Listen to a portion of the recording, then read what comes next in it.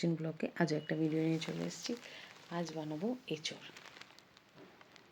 এঁচোড়টাও 2025-এ প্রথম বানাচ্ছি, আর বানাচ্ছি মাটির হাঁড়িতে বানাচ্ছি। তো চলো পুরোটা তোমাদের সঙ্গে শেয়ার করবো। আমার তো খুব ভয় লাগছিল। তো দেখো, আলু, এঁচোড়, আদা জিরে বাটা, টমেটো বাটা, লঙ্কার গুঁড়ো, কাশ্মীরি লঙ্কার গুঁড়ো, হলুদ গুঁড়ো, নুন, চিনি, ফোড়নে জিরে, তেজপাতা, শুকনো লঙ্কা সব নিয়ে নিয়েছি। চলো পুরোটা শেয়ার করি। দেখো, এঁচোড়টা একটু ভাপিয়ে নেব।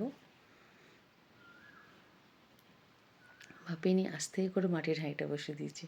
আমি একটু ভয়ে ভয়ে বসাচ্ছিলাম। দিয়ে দিয়েছি তেল। দিয়ে একে একে আলুগুলো ভেজে নেব।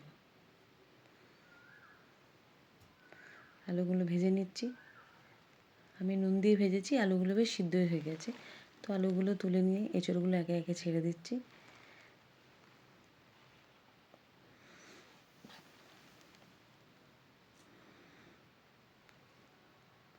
আমার তো বেশ ভালোই লাগছে মাটির হাঁড়িতে রান্না করতে। খুব সাবধানে করতে হয়েছে। তো এঁচোড়গুলো তুলে নিয়ে আবারও হাঁড়িতে তেল দিয়ে দিলাম। দিয়ে দিচ্ছি গোটা জিরে ফোড়ন,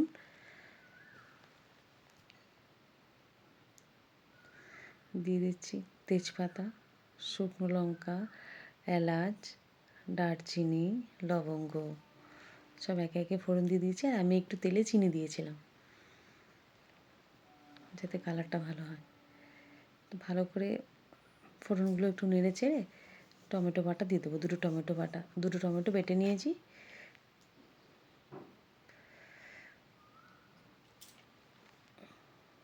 সেই টমেটোটা দিয়ে দেবো। দেখো, বড় বড় দুটো টমেটো আছে। টমেটোটা নেড়ে চেড়ে আদা বাটা জিরে বাটা দিয়ে দেবো। 4 চামচ আদা বাটা আর 3 থেকে 4 চামচ জিরে বাটা।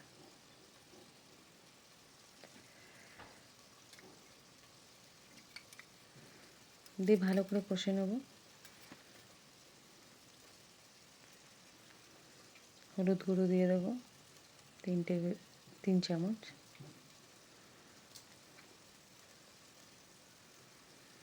দিয়ে দেবো ঝাল লঙ্কার গুঁড়ো 2 থেকে 3 চামচ। কাশ্মীরি লঙ্কার গুঁড়ো 2 চামচ, যাতে কালারটা ভালো হয়। দিয়ে ভালো করে কষে নেব। স্বাদ অনুসারে নুন চিনি দেবো।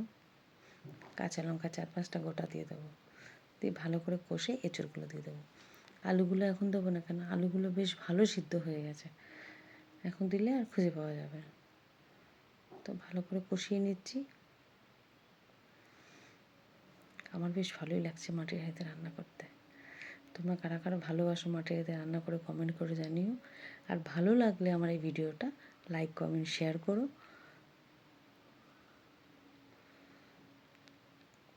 দেখো, আলুগুলো দিয়ে দিচ্ছি।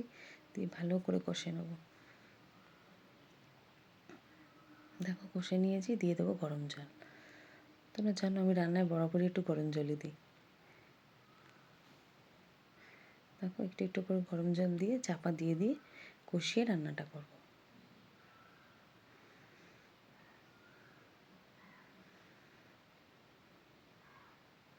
দেখো, রেডি। দেখছো কি অসাধারণ লাগছে। দিয়ে দিলাম উপর থেকে ধনেপাতা। আবারও পরের নতুন ভিডিও নিয়ে আসছি তোমাদের সামনে।